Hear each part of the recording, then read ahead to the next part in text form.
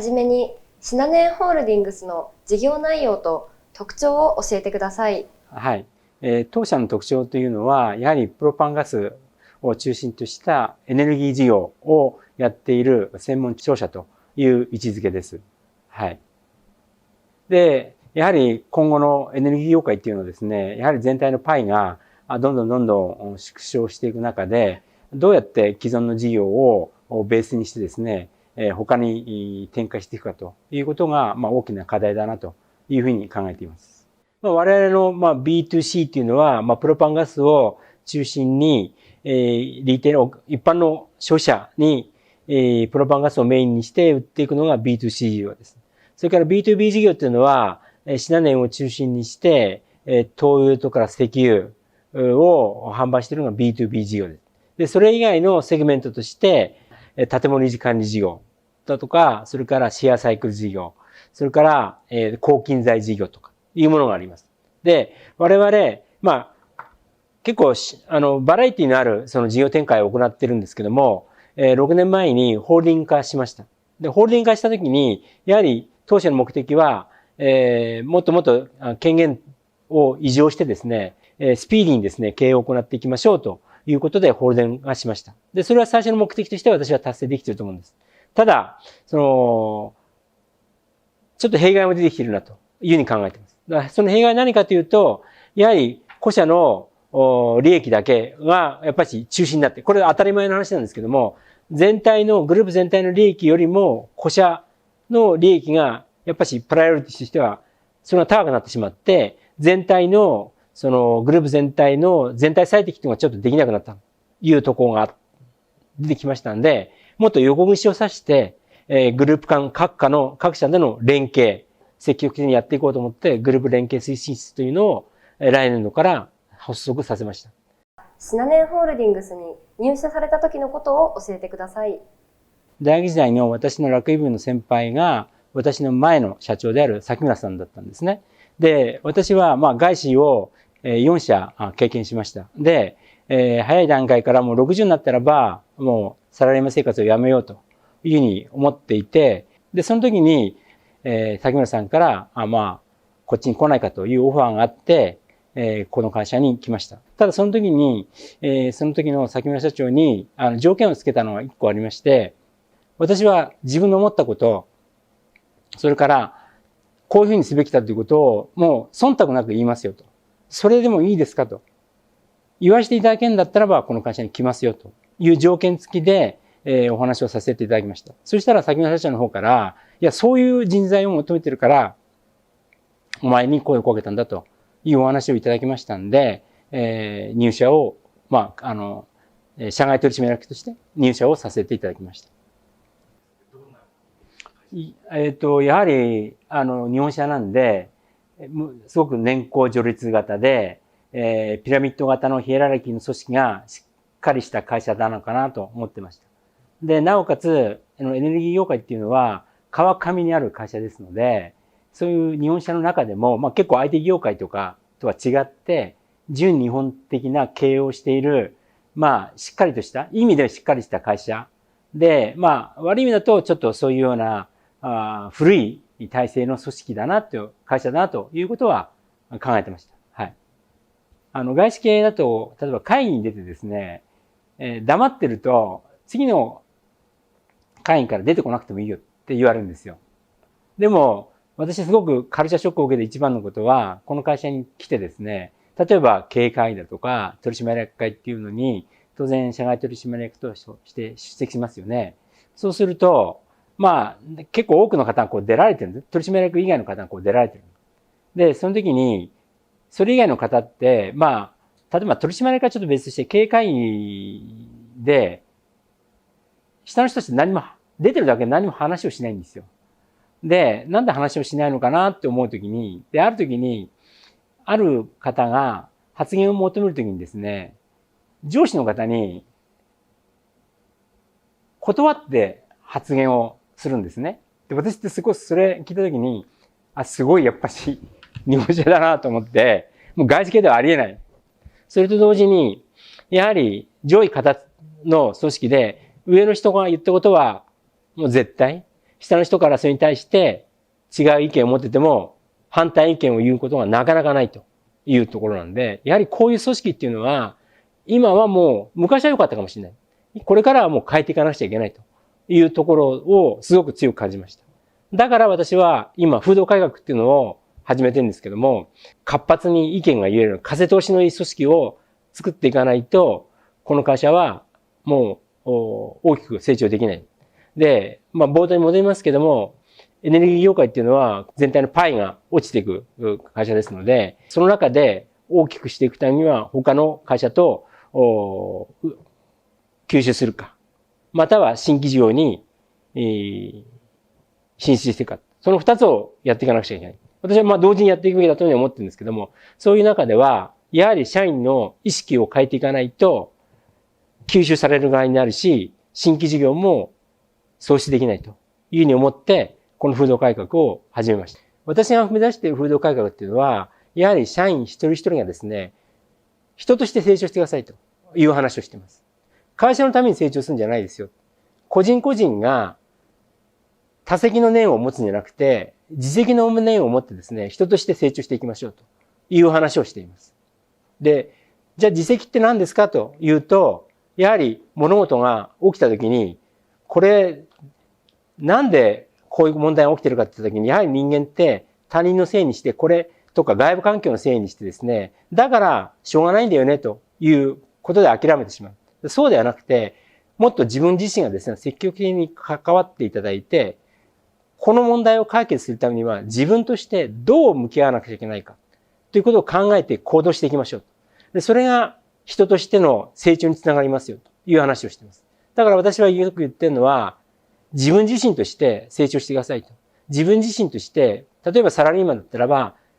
マーケットバリューを持つような社員になってください。成長してですね、マーケットバリューを持ってくださいと。で、それが会社の成長につながりますというように考えています。ですので、社員一人の人の方には繰り返しになりますけども、マーケットバリューを持つような人になってください。で、これがですね、例えばマーケットバリューを持っていただければ、もっともっとチャレンジングな仕事ができると思ってますので、とにかくマーケットバリューを持った人間に、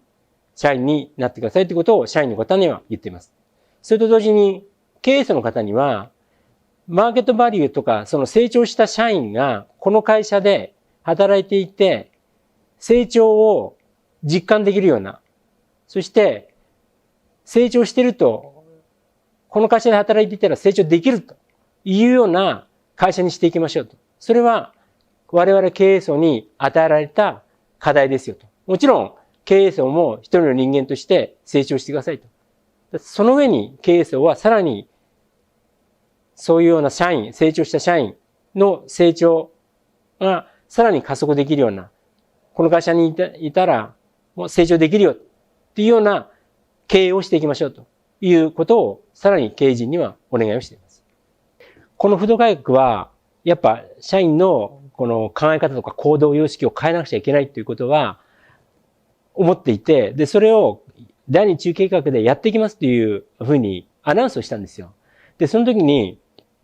ホールディング、この三田ビルにいらっしゃる事業会社の若手社員を中心にですね、水の方が、風土改革をこうやって推進していきたいということの提案がありました。で、私それすごく、嬉しくて、で、その後に数回、その方たちとこうミーティングをやりながらですね、じゃあ風土改革をこうやって推進していきましょうという形で今の風土改革を進めているわけですね。で、私の見据えている風土改革はどういうものかというと、まさに、その、社員の方が自ら考えて行動していただくというのが私の目指す、風土改革だったもんですから、それが非常に、嬉しかったですね。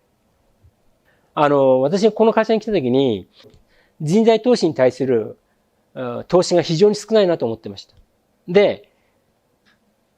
いろいろな研修制度を立ち上げました。例えば、次期の経営者を育てるサクセッションプランだとか、CFO を育てる CFO 研修だとか、次世代経営者研修だとか。で、今年からは、さらにもう一段下げて、チーム長研修だとか、管理職者研修というものにまで手を広げています。研修にかける費用っていうのは、私が入った頃に比べたら、4倍ぐらいのお金を投資してますね。はい。やはり会社にとって一番重要な人材だというふうに考えてますので、人に対する投資っていうのは、今後もですね、積極的に行っていって、この会社で働きながら、成長していくというような人材をとにかく育てていきたいなというふうに思っています。年功序列制度っていうのはもう取っ払ってですね、昨年の4月1日に大幅な人事改革を行いました。で、今後ですね、人事の戦略についてはですね、多様性ですね。多様性を重視して行っていきたいなと思っています。その中には、男性、女性、それからプロパー社員、それから中途入社の方と全然関係なくですね、多様性を重視しながら、やりたい方、意識のある方にもっともっとどんどん権限とかいうのを与えて行っていきたいなと思っています。そのいい例が、例えば今シェアサイクルの事業、社長は女性の方です。で、彼女は社長になる前には人事部の一チームのチームリーダーです。で、その方を今度いきなり社長に抜擢しました。そういうのをもって、今、例えば広報もそうですけども、社外からチーム長として女性の方をリクルーティングしてきました。で、今、どんどん女性のチーム長もできていますし、それから若い方でも30代前半でチーム長になられている方もいますので、もうどんどんそういう方たちをですね、入れて組織を活性化していきたいなというふうに思っています。これからのシナネンホールディングスについて教えてください。第二中計画では3つの大きな目標を掲げています。一番はやはり社員の行動様式、風土改革による行動様式の変革です。これが一番です。それから2番目としては、この NLG 事業を中心になっている事業構造を転換していくと。新しい事業を転換していくということと。それから資本効率の改善と。この3つをですね、第二中計画の柱としています。先ほど言っていますように、このエネルギー業界っていうのは人口の減少ですとか、それから単位消費量ですとかの低減だとか、もう全体のマーケットはどんどんちっちゃくなっていくところで、そこに自由化競争が入ったもんですから、もうこの業界って非常にもう今後変わらざるを得ないと。で、そういう中で、やはり今までの発想だとか、今までの経験というのが足かせになる場合もあるというところで、とにかく大胆な発想で、この今の世界を、今の事業構造を大きく転換していきましょうということで、大胆な発想でというスローガンを掲げさせていただきました。はい、新規事業の中で言うと、やはり我々の一番のところってエネルギー業界ですので、あまり外れたところでですね、新規事業をやっていくと非常にリスク高いんですよね。したがって今のこのエネルギーとした大きな軸を中心にですね、それをもっともっと広げていくというところを考えています。で、今いろんな会社で再生可能エネルギーですとか、CO2 のゼロミッションですとか、SDGs とかいうところになってるので、ちょうど我々もそこの流れに乗ってるかなというところです。で、新規事業もですね、いくつかちょっと、まだお話しできない部分も含めてですね、かなりのところで、芽は出てきてるかなと。もちろん、種を見つけるのも非常にこれ大変なんですけども、そのいくつかの種は見つかってきて、で、そのうちいくつかは、芽を出してきたかなというところで、発表させていただいているのは、海外における風力発電だとか、小型風力発電だとかっていうところが今出てきています。社税があるんですけども、その中で一番好きなのが落業という言葉なんですよ。で、その落業は何かっていうと、社外の人と交わってですね、この会社全体、社会全体を広げていきましょうと、推進していきましょうというところなんですね。で、やはり新規事業って、とにかく新しい発想でいろんな方と話をしながらですね、推進していくというところですので、やはり一つの組織の中で、この上位下達の中のヒエラルキーの中に、整っていたんではなくてですね、もっと自分の殻を打ち破って、他の人と話をしながら、他の社外の人と話をしながら、いろんな発想を持って、やっぱし、パズルみたく、組み合わせていくような事業なんですよね。やっぱし、今までの成長型の事業じゃなくて、水平型の事業ですので、そういう意味では、今までの人材交流だというものをもっともっと深めていってほしいなというふうに思っています。で、そういう中で、いくつか若い人の発想っていうものをどんどん取り入れないと、今の社会環境には追いついていきませんので、もっともっと若い人たちのそういうような自由な発想、いろんな経験を入れながら、もう全員一丸となって、全員で、この事業を、会社を推進していきたいなというふうに思っています。やはり、従業員の方がですね、この会社で働いて楽しいなとか、成長できるなっていうためには、やはりそれなりの利益が必要だと私は思ってるんですよ。利益の出ない会社って、いくら言葉で言ってもですね、それに対する投資もできませんので、まず、そういう意味では、利益の額を、上げることが必要だなというふうに思っています。で、そういう中で、第二中計画は、積極的に人材への投資、新規事業への投資を行っていきたいなというふうに思っています。我々のこの業界の中でですね、やはり生き残っていくためには、今の会社規模では、まだまだ難しいと思ってるんですよ。で、従って、再来年から始まる第三中計画、それからその次の2027年度の100周年に向けて、企業価値をもっともっと上げていきましょうと。企業価値を上げることによって、もっともっとできる投資もありますし、もっと人材も集まってきますので、それに向けて、第2中計画は、第3中計画、それから2027年度の創業100周年に向けての基盤構築の期間だということで捉えています。したがって、いろいろな投資をですね、積極的に第2中計画には行っています。それは先ほど申しました人への投資も含めてやってますので、第2中計画には株主の皆さんには申し訳ないんですけども、数字についてはですね、具体的な数値目標は掲げていません。例えば営業利益いくらとかっていうことは掲げていません。なぜ営業利益を具体的な目標に掲げていないかというと、それは営業利益にいくらっていうふうに固めてしまうとですね、我々は次の第3中計画、創業100社に向けて大きく伸びるためには、今の事業の中において、事業の選択と集中を行う必要があるんですね。でそういう中で、例えば、撤退をする事業もあるし、売却をする事業も出てくるでしょう。で、その時に、営業利益いくらって上げてしまうと、その数字を達成するためにですね、そういうの事業からの撤退、売却ができなくなってしまうんですよ。そうすると、その第3次中計画、創業100社に向けて大きく飛躍するためには、足かせになってしまうので、私は具体的な営業利益という数字については考えていません。そうは言っても、やはり株主さんに対して我々としては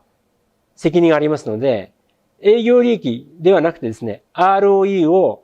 高めていきますという目標設定に掲げています。で、従って、不稼働資産、有給資産の売却等を行って、最低限の ROE だけは高めていきましょうということを株主さんに対してはコミットメントを行っています。